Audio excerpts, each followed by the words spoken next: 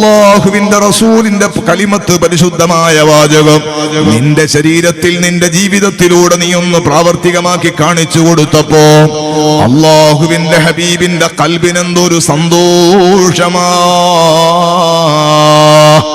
ആകയാൽ പ്രായമുള്ളവരെ ബഹുമാനിക്കണം, ചെറിയ മക്കളോട് കാരുണ്യം കാണിക്കണം.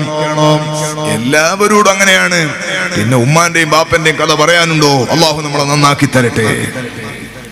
ഉമ്മവാപ്പമാർ ഇന്നലെ സോഷ്യൽ മീഡിയയിൽ ഓടുന്നത് ഒരു പ്രായമുള്ള ഒരു അമ്മയെ ഒരാൾ ചവിട്ടുകയാണ്. സുബ്ഹാന ജല്ല ജലാൽ. ഏതാ രാജ്യം, ഏതാ നടന്നൊന്നും അറിയില്ല. എന്നാലും അത് കാണുമ്പോൾ വലിയ സങ്കടമായി പോയി. എനിക്കൊരാൾ വാട്സപ്പിൽ വെച്ചു തന്നത്, ഒരു പ്രായമുള്ള അമ്മയെ ഗേറ്റിന്റെ മുമ്പിൽ നിന്ന് റോട്ടിൽ നിന്ന് ചവിട്ടുകയാണ് ഒരു നല്ല ആരോഗ്യമുള്ള ഒരാൾ. മറ്റുള്ള പ്രായമുള്ള ആളുകളെ തന്നെ ബഹുമാനിക്കണമെന്നാണ് മതം പഠിപ്പിക്കുന്നത്, പരിശുദ്ധ ദീന് പഠിപ്പിക്കുന്നത്, ഇസ്ലാം പഠിപ്പിക്കുന്നത്, ഉസ്താദുമാര് പഠിപ്പിക്കുന്നത്, മർക്കസുൽ ഹിദായ പഠിപ്പിക്കുന്നത്. അങ്ങനെയാണെങ്കിൽ സ്വന്തം ഉമ്മന്റെയും സ്വന്തം ബാപ്പന്റെയും ഉപ്പാപ്പയുടെ ഉമ്മാമന്റെയും കാര്യം പറയാനുള്ളത് ദുഃഖം തിന്നതാ. നിരോഗിയായാൽ നൊമ്പലം അവർക്കുള്ളതാ. കരയാത്ത കണ്ണും കരകവിഞ്ഞൊഴുകുന്നതാ. നിനക്കുള്ള രോദനമാലവർ വിങ്ങുന്നതാ. കൈത്തണ്ടിലിട്ടവരെന്തു താരാട്ടുന്നതാ. നിനക്കുള്ള പുഞ്ചിരി കണ്ടവർ രസിക്കുന്നതാ. ഒലിക്കുന്ന ചുണ്ടിൽ തന്നവർ മുത്തുന്നതാ. നമുക്ക് വേണ്ടി അധ്വാനിച്ച്, നമുക്ക് വേണ്ടി പട്ടിണി കിടന്ന്, നമുക്ക് വേണ്ടി ഓവർ ടൈം പണിയെടുത്ത്, നമുക്ക് വേണ്ടി വിശ്രമമില്ലാതെ അധ്വാനിച്ച് ഇന്നിപ്പോ നമ്മുടെ വീട്ടിലുള്ള പ്രായമുള്ള ഉമ്മക്കും ബാപ്പക്കും ഒരു വിലയുമില്ല. വില ഇല്ല എന്ന് പറഞ്ഞുകൂടാ, ഇപ്പം വിലയുള്ളൊരു സമയം വരാൻ പോകുന്നു. എലക്ഷന് നല്ല വിലയാ ഉപ്പാക്കും ഉമ്മാക്കും. എല്ലാരും ബഹുമാനിക്കും പ്രായമുള്ള ആളെ. ഈ സമയത്ത് വോട്ടുണ്ട് എന്നറിഞ്ഞാൽ ബഹുമാനിക്കാത്ത ഒരു മനുഷ്യനുണ്ടാവില്ല. എലക്ഷനിൽ കൈക്ക് മഷി പരുന്നത് വരെ ഉപ്പാക്കും ഉമ്മാക്കും ഭയങ്കര ബഹുമാനം. നമ്മ മാത്രല്ല, നമ്മളെ ഉമ്മാനും ഉപ്പാനും നാട്ടുകാർ ബഹുമാനിക്കും. എന്തിനാണ് ആ ബഹുമാനം? അതൊന്ന് പാലം കടന്ന് കിട്ടാനാ.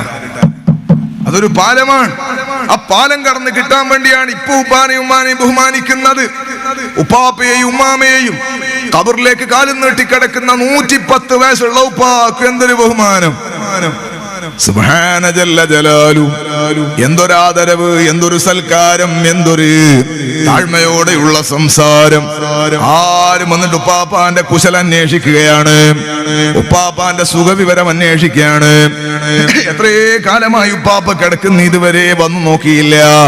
പക്ഷെ ഷുഗറിന്റെ പ്രഷറിന്റെ ഗുളികന്റെ കഥ വരെ ആള് ചോദിക്കുകയാണ്. വെറുതെ വന്നിട്ട് ഗുളികന്റെ പേപ്പർ എടുത്ത് നോക്കുകയാണ്. എന്നിട്ട് ഉപ്പാപ്പന്റെ മുമ്പിന്ന് ഫോട്ടോ എടുക്കുകയാണ്, സെൽഫി എടുക്കാണ്. ഖബറിലേക്ക് പോകാൻ നിൽക്കുന്ന ഉപ്പാന്റെ സെൽഫി എടുക്കാണ്. എന്തൊരു ബഹുമാനമാണ് മോനെ. ഇതൊരു പാലം കടക്കാനുള്ള പരിപാടിയാണ്, പാലം കടക്കാനുള്ള പരിപാടിയാണ്. ആർക്ക്? അതുമായി ബന്ധപ്പെട്ട് നിൽക്കുന്ന പൊതുപ്രവർത്തകന്മാർക്ക്. ഞാൻ അവരെ ആക്ഷേപിച്ച് പറഞ്ഞതല്ല, നമ്മളെല്ലാവരും ആ ഒരു പ്രക്രിയയുടെ ഭാഗമാണ്. പക്ഷെ അത് കാണുന്നില്ലേ നിങ്ങൾ? എന്നാൽ നമ്മളൊരു പാലം കടക്കേണ്ടവരല്ലേ, നമ്മളും ഒരു സ്ഥലത്തേക്ക് പോകേണ്ടവരല്ലേ, നമ്മളും ഒരു ഇലക്ഷന് മുന്നിടുകയല്ലേ. ദുനിയാവിന്റെ പാർലമെന്റ് ഇലക്ഷൻ അല്ല ഞാൻ പറഞ്ഞത്. പിന്നെയോ ആഖിറത്തിലേക്ക് പോകേണ്ട ഏറ്റവും വലിയ ഒരു പാലം നമ്മൾ കടക്കേണ്ടതില്ലേ? ആ പാലത്തിലേക്ക് കടക്കണമെങ്കിൽ ഉപ്പാന്റെയും ഉമ്മാന്റെയും പൊരുത്തം ആവശ്യമല്ലേ? അവരെ കൂടെ ഒരു സെൽഫി എടുക്കേണ്ടതില്ലേ? അവർക്ക് സന്തോഷം കൽബിൽ നൽകേണ്ടതില്ലേ? മറ്റുള്ളവരുടെ ഉപ്പയെയും ഉമ്മയെയും തന്നെ ബഹുമാനിക്കുന്നുവെങ്കിൽ സ്വന്തം ഉമ്മാന്റെയും ബാപ്പന്റെയും കാര്യം പറയാനുണ്ടോ?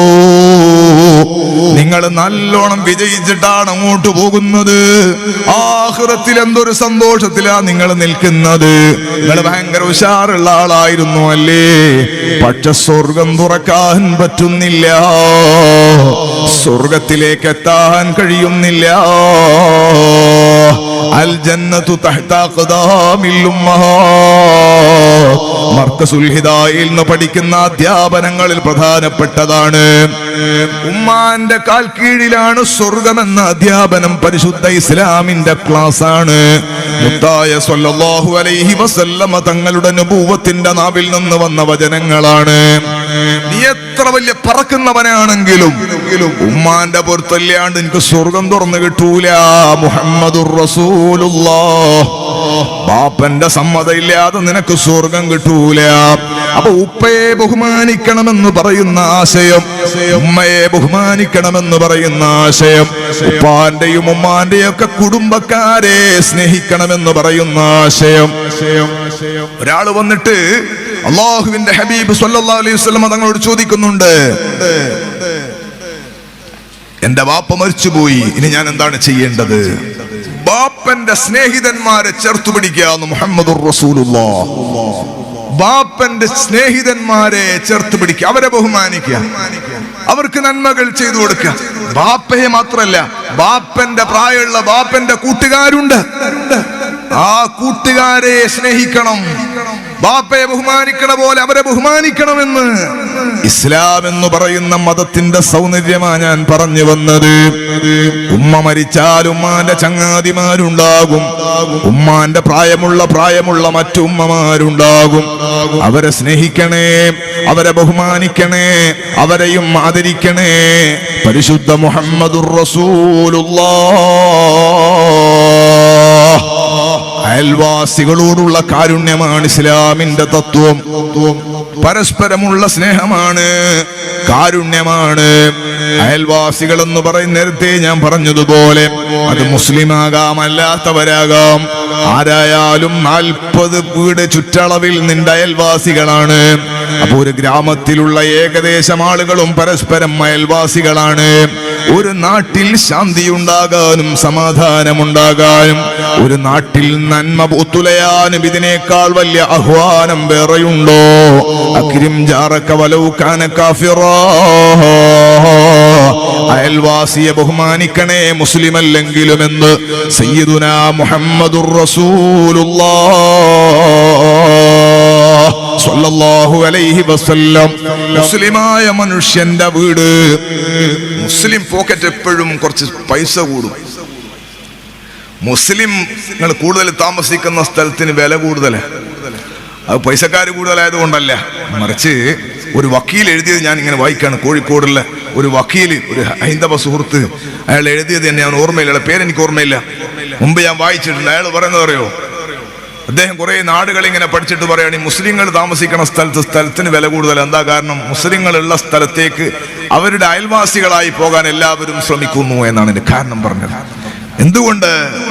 മുസ്ലിം അൽ മുസ്ലിം മൻ സലിമ അന്നാസു മിൻ ലിസാനിഹി വയദിഹി. ഒരു മുസ്ലിമായ മനുഷ്യൻ അവന്റെ നാവും അവന്റെ കൈയും മറ്റുള്ള ജനങ്ങൾക്കെല്ലാം സന്തോഷം നൽകുന്നതാണ്, മറ്റുള്ളവർക്കെല്ലാം കാവല് നൽകുന്നതാണ്. ഇവന്റെ നാവ് കൊണ്ട് മറ്റൊരാൾക്ക് പ്രയാസമുണ്ടാകില്ല, ഇവന്റെ കൈ കൊണ്ട് മറ്റൊരാൾക്ക് ബുദ്ധിമുട്ടുണ്ടാവുകയില്ല. ഞാൻ ഇവിടെ ഇല്ലെങ്കിൽ ജോസഫിന്റെ വീട്ടിലെ പെണ്ണ്, ജോസഫ് വീട്ടിലില്ലെങ്കിലും ആ പെണ്ണിനൊരു പ്രശ്നവും വരൂല. ഇപ്പുറമുള്ള അബൂബക്കർ ആ പെണ്ണിന്റെ മുഖത്തേക്ക് നോക്കൂല.